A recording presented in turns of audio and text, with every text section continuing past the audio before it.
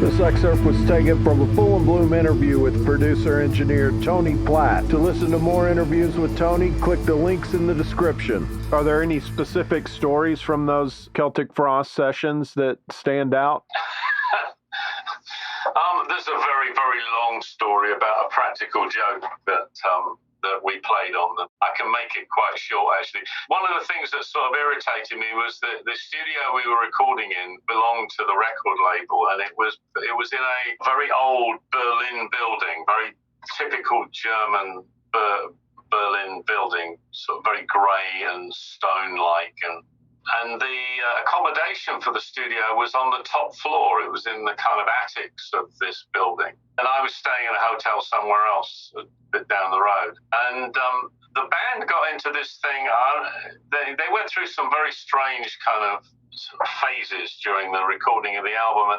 They started, for some reason or other, getting very drunk after the session had finished and trashing the place, just kind of throwing food around and leaving the place in an absolute tit. And then the women that came in to clean the following morning were getting progressively more and more pissed off about this. And it ended up with the studio manager saying, look, you need to have a word with the band about this. So I was sort of broached the subject and said, look, this is really not very good. It's very disrespectful to the people that have to do the cleaning. And their viewpoint was, but this is rock and roll.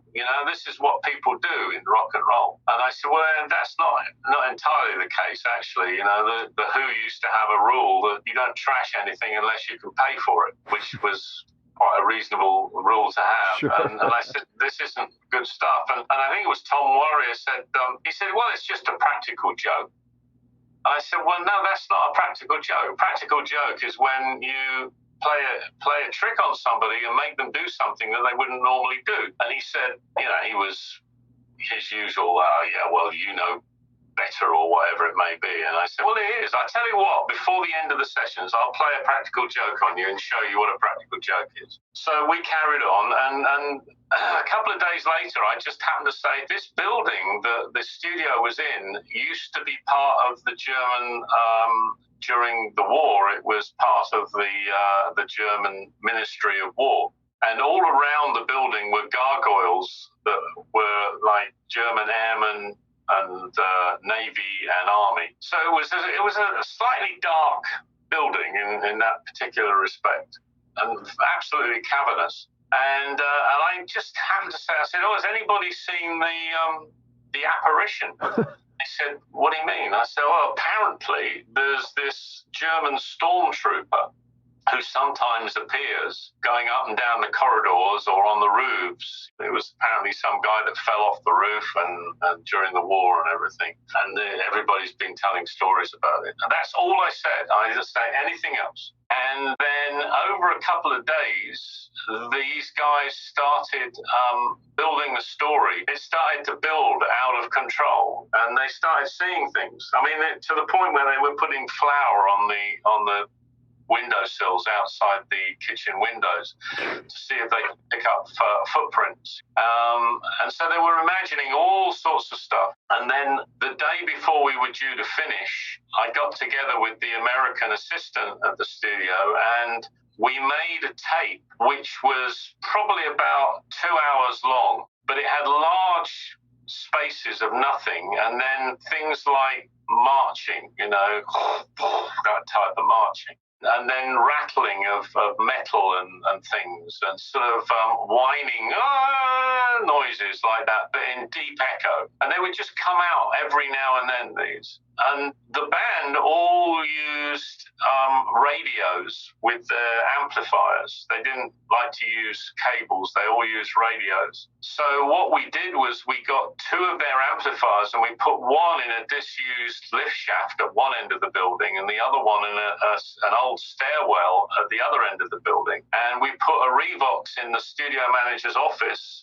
and we set these transmitters to transmit to the receivers on top of each of the amplifiers. And this was when the band had all gone out to get something to eat. So we said at the end of that day, well, let's go out and go to a couple of bars.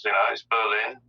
24-hour city. So we went to a couple of bars, and Drew, the assistant, and I kind of snuck away at about 1 o'clock in the morning, went back to the studio and switched the amplifiers on and turned the tape recorder on. And about 2 hours later, the band got back, and of course there were all these weird noises and things going on. So apparently it scared the living daylights out of them. And the one mistake that we'd made was that we didn't go back and switch the amplifiers off, because in the morning they all stayed in their rooms until daylight. They were so scared. And after daylight, they got up and they were in the kitchen and they were talking about, well, what did you hear that? And what did you hear? And so on and so forth. And somebody switched the light on and they heard a bang. One of the amplifiers went bang. So they went looking for this and they found the two amplifiers with the radios. And Tom Warrior was so incensed by this, he threw the amps down the stairs. These were pretty expensive Mesa Boogie amplifiers.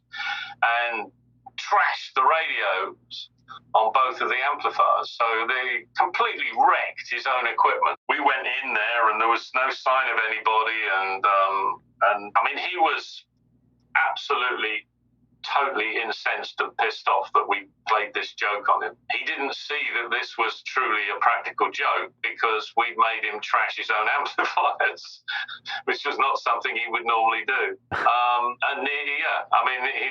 Everybody else in the band saw the funny side of it eventually, but he never did. And you never even said, now that's a practical joke. Oh yeah, I did, but he wasn't having anything of it. He was nah. How long did that album take to record? Oh, it wasn't a huge amount of time. I think I was in Berlin for maybe 2 or 3 weeks tops.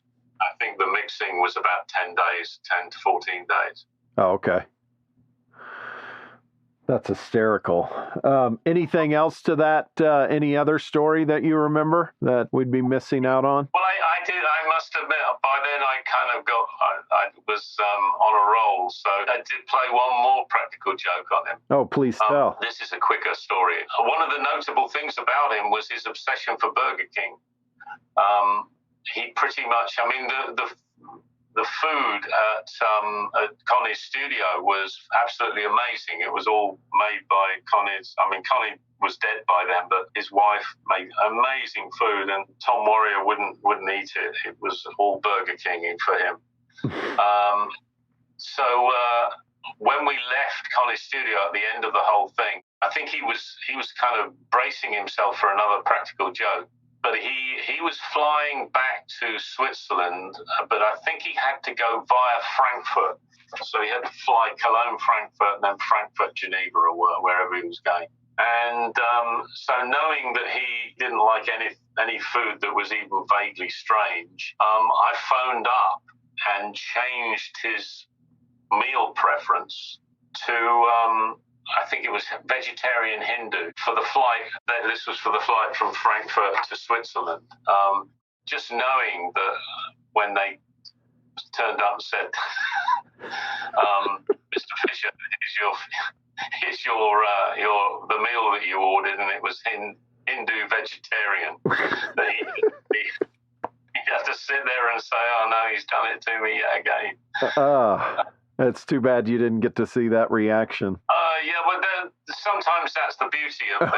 Right. You can imagine, right. How it must have been. But yeah, I mean, I think he's not been very nice about me in any of the interviews that he's done on that album. And I still, actually, the guitar player, the really nice guy, he works in graphics. He's very successful in graphics.